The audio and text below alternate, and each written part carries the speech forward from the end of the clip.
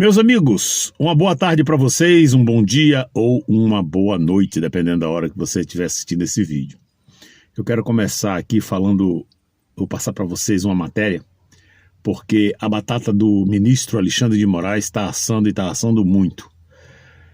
Mas antes de eu passar a informação para vocês, que o bicho está pegando pro lado dele, eu quero lembrar que semana que vem acaba o recesso, o Senado está de volta, os deputados federais, a Câmara estará de volta. E olha, vem chumbo grosso pro lado de Dias Toffoli e do ministro Alexandre de Moraes, não só do Moraes, como da esposa dele e da empresa que eles administram. Preste atenção. Desde pequeno eu aprendi que tudo no mundo tem limite. Tudo que você possa imaginar. Só uma pessoa, só um ser, não é pessoa, um ser, não tem limite. É o próprio Criador. Esse não tem limite. Mas nós, pobres mortais aqui na Terra, para tudo no mundo tem limite. Quem acompanha os últimos acontecimentos do Brasil sabe muito bem que o ministro Alexandre de Moraes foi usado pelo sistema. Existe um sistema podre, corrupto, que domina esse país chamado Brasil. E tudo que a gente vê, a gente sabe que o sistema ou autorizou, mas pelo menos aprovou tudo que o ministro Alexandre de Moraes vinha fazendo, a começar pelos seus pares no próprio Supremo Tribunal Federal. O ministro Alexandre de Moraes, com o apoio da imprensa, infernizaram a vida do Bolsonaro. Mas infernizaram muito mesmo. Desde a época da pandemia, desde quando ele assumiu. Desde quando o Bolsonaro assumiu. Mas durante a pandemia, então, a coisa foi muito gigante. Aí veio a narrativa do tal do golpe, que a imprensa admitiu, assumiu para si a responsabilidade de jogar na cabeça dos menos entendedores ou do povão, de que essa narrativa realmente, de fato, foi verdade. Quando, na verdade, não foi.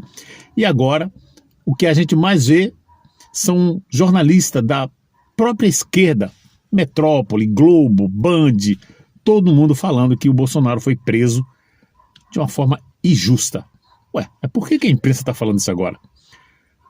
Não falaram que houve realmente uma tentativa de golpe? Por que estão falando? Eles sabiam de toda a verdade, mas tinha que derrubar o Bolsonaro. O que tinha que acontecer, essa prisão do Bolsonaro, essa humilhação, tudo que o Bolsonaro vem passando, tinha que acontecer. Para eles aquilo ali era um troféu.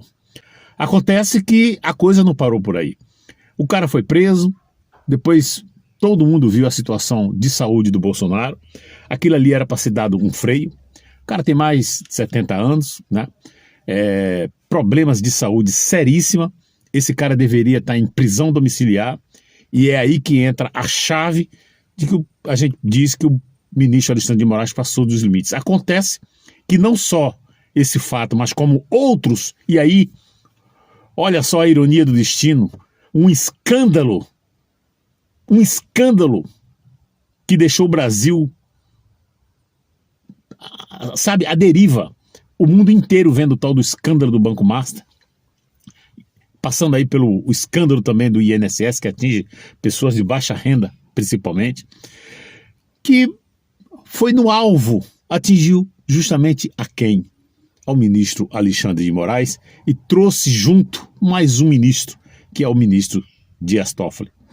E aí, a gente se tratando do Bolsonaro, que ele bate o pé firme, que não quer que o Bolsonaro vá para casa, a gente tem visto que o sistema sentiu que o ministro Alexandre de Moraes passou dos limites.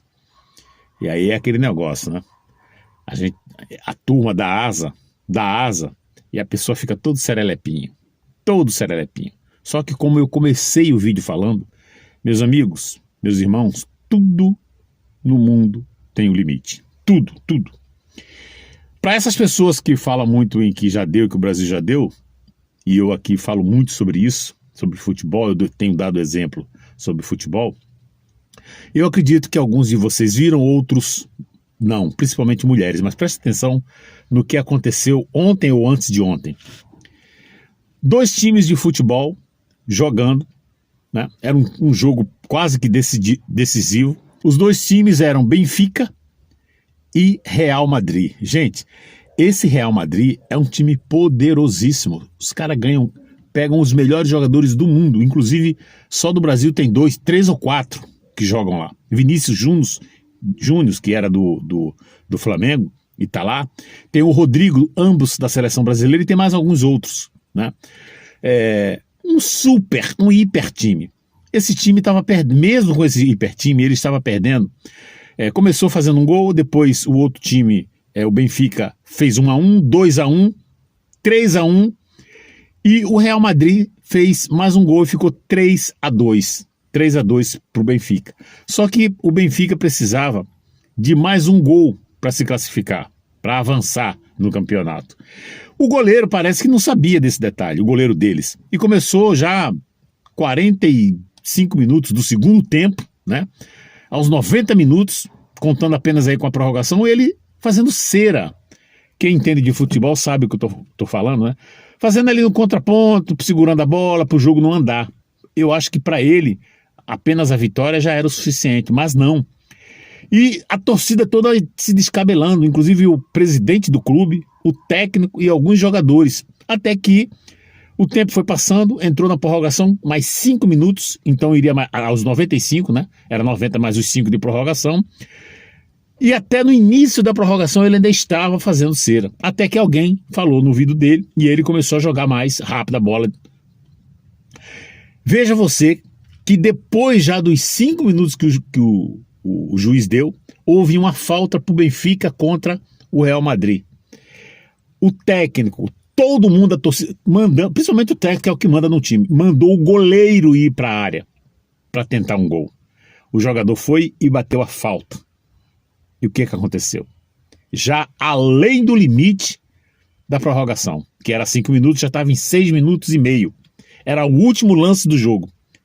Só para vocês, quando eu falo para vocês aqui, gente, enquanto tiver vida, não conte com derrota antes da hora, não. Ninguém deve contar com derrota antes da hora. Ainda que o médico diga que a sua saúde não tem mais jeito, você vai morrer, aquele lá de cima, o Senhor dos senhores, o Deus dos deuses, esse é que dá a palavra final do sopro da vida. Ninguém mais.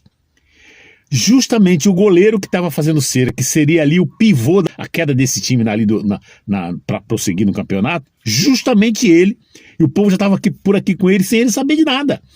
Justamente ele, ali naquele momento ele já sabia. Ele fez o gol. Vocês estão entendendo o que eu estou falando? Pois bem. Agora eu vou passar a matéria aqui para vocês. Como eu disse para vocês que a batata do Moraes está assando, presta atenção nessa matéria aqui. 2 senadores que a gente não pode jamais esquecer: Eduardo Girão e Magno Malta.